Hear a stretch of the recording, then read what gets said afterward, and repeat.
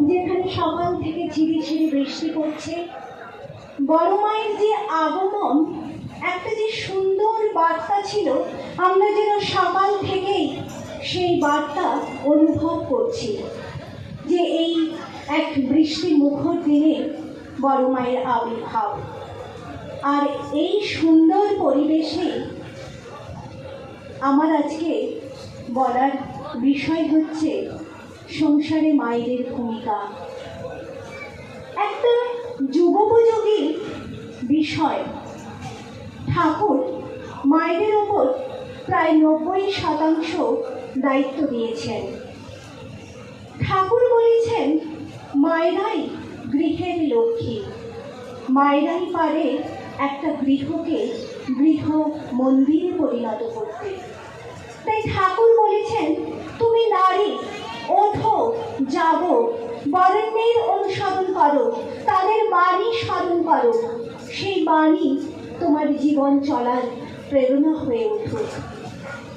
ঠাকুর বলেছেন নারীদের জীবনে যদি আদর্শ থাকে, আদর্শ কেন্দ্রিক যদি চলন হয়, জীবন চলনায় যদি সে অভ্যস্ত হয়, তাহলে সেই মাই পারে একটা পরিবারকে সুন্দর করে গড়ে তুলতে।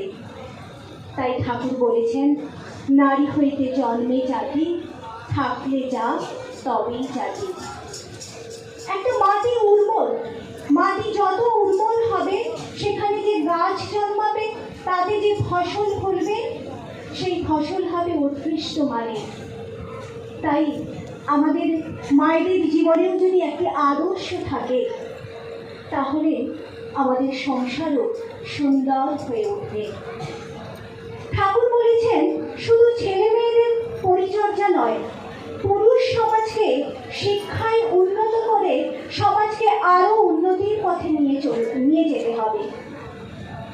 তাই মায়েদের উচিত প্রত্যেক জীবনে আদর্শ গ্রহণ করা, প্রতিটি গৃহে গৃহে সেটা ফুটিয়ে তোলা, যে তার চলন বলন যেন সুন্দর হয়।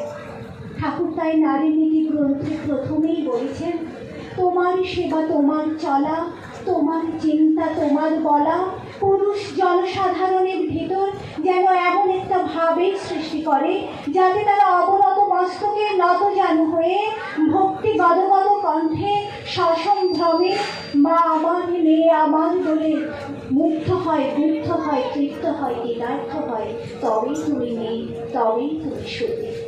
তাই আমাদের মায়েদের চালচলন এমন হবে, পোশাক আশাক এমন হবে, আমাদের আচার